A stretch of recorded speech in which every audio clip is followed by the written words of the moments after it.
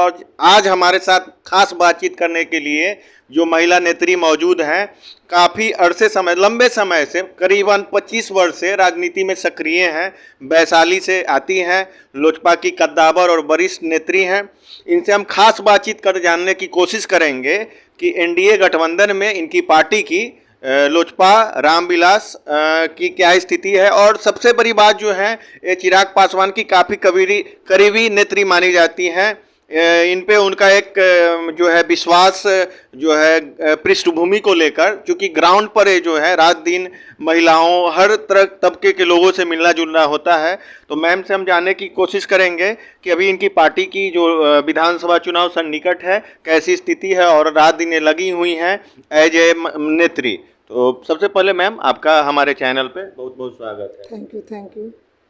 तो आप बताएंगी कि अभी जो है वर्तमान समय में जो आपकी पार्टी की जो स्थिति है बिहार में, और खासकर हम अब वैशाली जिले से आती हैं, तो वैशाली में कैसी स्थिति है लोगों के बीच में?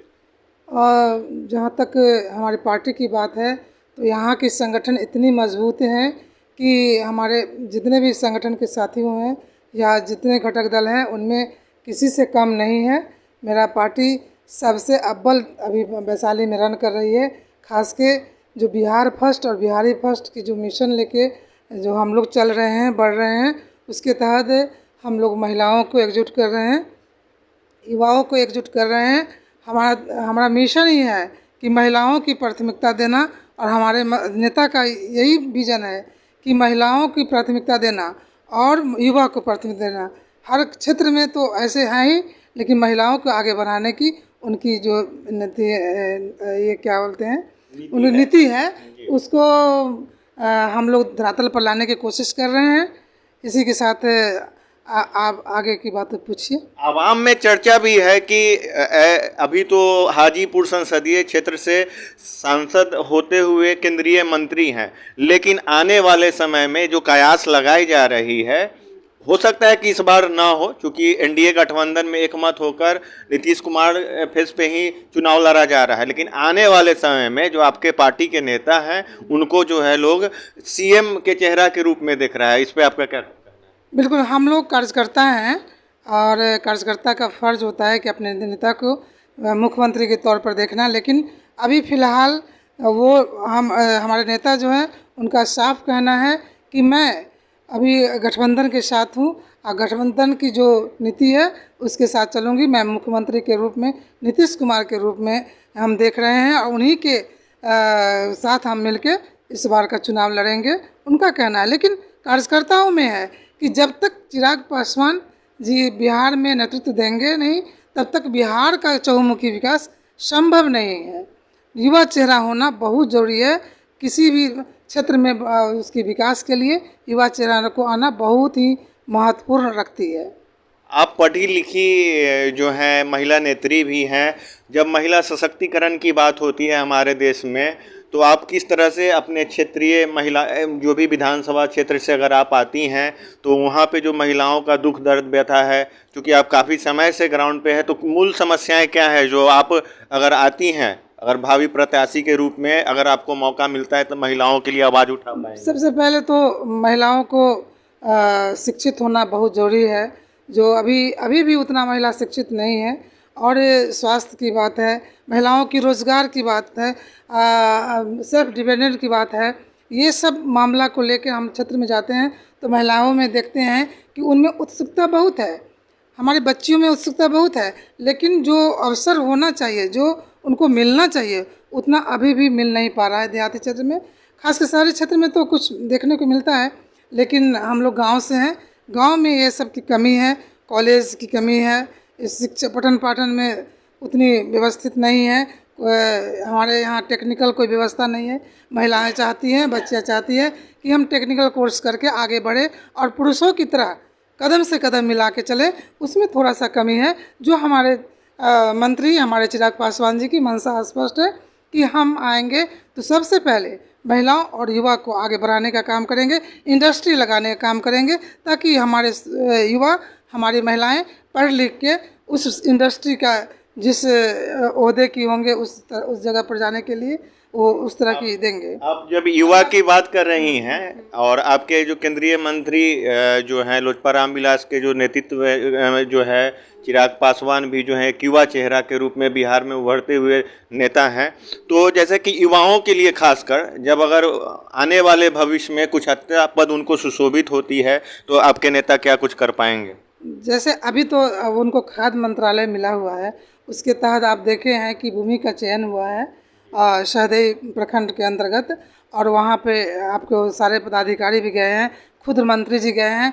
और इतना ही नहीं, आप ये भी देखे हैं कि उनका जो ये मंशा है कि हम युवाओं को इस अपने यहाँ रह के, केंद्र में रह के कुछ भी कर नहीं पाएंगे वैसा जैसा युवाओं को चाहिए। हमें बिहार की राजनीति में सक्रिय होना होगा, तो इसके लिए उनका पहल जारी है। लेकिन इस बार की इलेक्शन में साफ कर दिए हैं कि हम गठबंधन धर्म का पालन करेंगे, और वहाँ से केंद्र से जो भी उनके, जैसे अभी केवी बंद हो चुका था हमारे हाजीपुर का, तो उन्होंने उसको चालू करवाया, उसके लिए भूमि आवंटन करवाई है जो आप लोगों को जानकारी में है। तो इसी तरह उनकी कम दिनों में, चंद दिनों में आप देखें हैं कि बहुत सारे चीज़ों का उन्होंने प्रोसेस किया है। तो उनकी मंशा स्पष्ट है कि हमारे युवा अपने ज़िला से, अपने राज्य से जो पलायन करते हैं वो रुक जाए। हमारी महिलाएं जो कुंठित महसूस करती है जॉब के अभाव में, उनको यहीं पे जॉब मिले, अपनी घर गृहस्थी चला के कुछ कमा सके।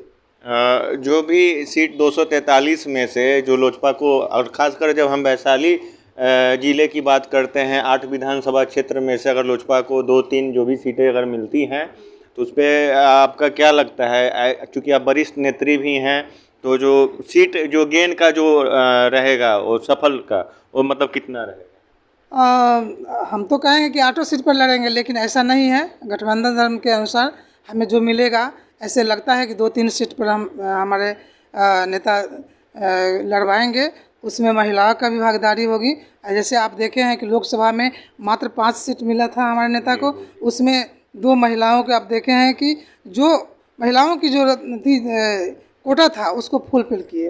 तो इसी तरह यहाँ भी जितने भी मिलेंगे उस पर महिलाओं के उनके अनुसार 30% हो या जो भी हो, उसके अनुसार उनको मिलेगा। उस कोटा को कोई काट नहीं सकता है। उनका मंशा स्पष्ट है कि महिलाओं को हमको आगे बढ़ाना है युवा के साथ।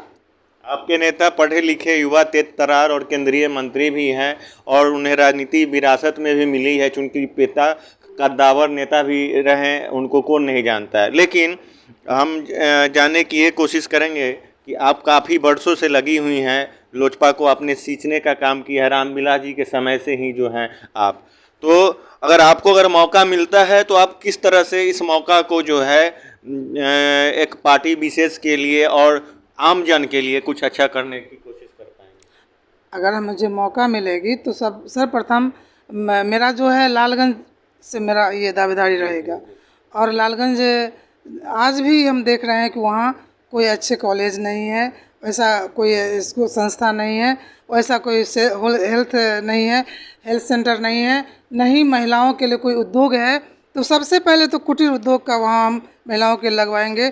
वहाँ पर महिलाओं को सबल कैसे किया जाए? जब महिलाएं अगर सबल होगी, पढ़ी लिखी होगी, महिलाएं जब शिक्षित होगी, तो वहाँ के युवा ऑलरेडी, वहाँ के बच्चे ऑलरेडी शिक्षित हो जाएंगे। क्योंकि महिला जो घर संभालती है वो, उनको शिक्षित होना बहुत ज़रूरी है। वो प्रथम जो होता है पठन पाठन का केंद्र जो होता है बच्चे का, वो घर होता है। जब महिलाओं में जब शिक्षा होगा तो स्वतः उनके बच्चे अच्छे होंगे, अच्छे करेंगे। और हमारे मंत्री का मिशन है कि वो बाहर नहीं जाए, इतने इंडस्ट्री, इतने मैनेजमेंट कॉलेज खुलवा दें कि बच्चे बाहर नहीं जाएं, दिल्ली नहीं जाए, अदर स्टेट में नहीं जाए, वहाँ से मार खा के नहीं आए। अपने बिहार में सारी व्यवस्थाएं दे ताकि हमारी महिलाएं, हमारे बच्चे बाहर पलायन नहीं करें। यही उनकी मंशा है। अभी सुन रहे थे आप जो हैं प्रोफेसर संगीता देवी जी, जो कि काफ़ी लोजपा के वरिष्ठतम नेत्री में से आती हैं और काफ़ी आम जनों सरोकार से इनका जो है वास्ता रहा है। ग्राउंड पे आते जाते रही हैं, लोगों के सुख दुख में इनका मिलना जुलना हुआ है, करीब से लोगों को इन्होंने जाना है। और विधानसभा चुनाव के सन्निकट देखते हैं इनका जो है रोल काफ़ी पार्टी के लिए भी अहम हो जाता है। और आप हमारे साथ इसी तरह से बने रहिए और खास रिपोर्ट देखते रहिए।